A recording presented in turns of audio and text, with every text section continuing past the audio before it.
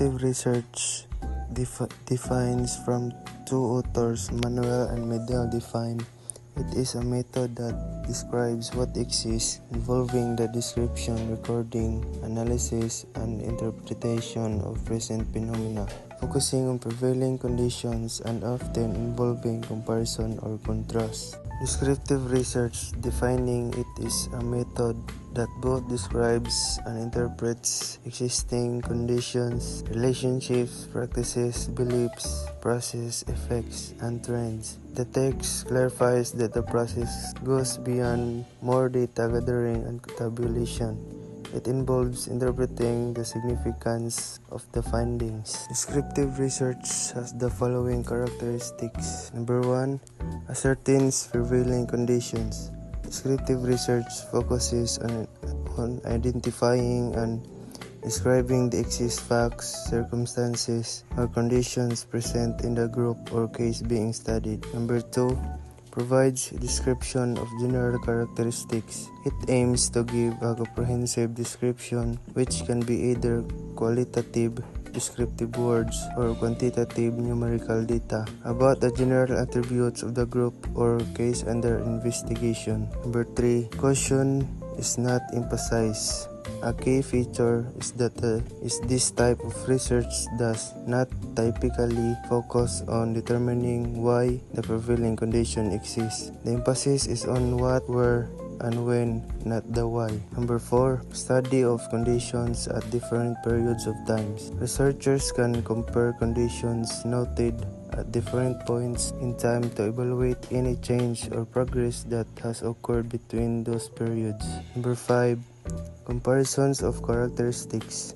It allows for the comparison of characteristics between two or more different groups or cases, highlight their similarities and differences. Number 6, variables are not usually controlled. Unlike experimental research, the variables or conditions being studied in descriptive research are generally observed as they naturally occur and are not manipulated or controlled by the researcher. Number 7, generally cross-sectional. With the exception of in-depth case studies, descriptive studies typically examine different sections of the same group at a single point in time to get a broad overview. Last one, number 8, studies can be repeated. The studies focusing on prevailing conditions can be replicated by other researchers to verify the initial findings and further comparison with similar research. Among the value, importance, and advantages of descriptive method of research are the following. Number 1, formulation of principles and generalizations in behavioral sciences.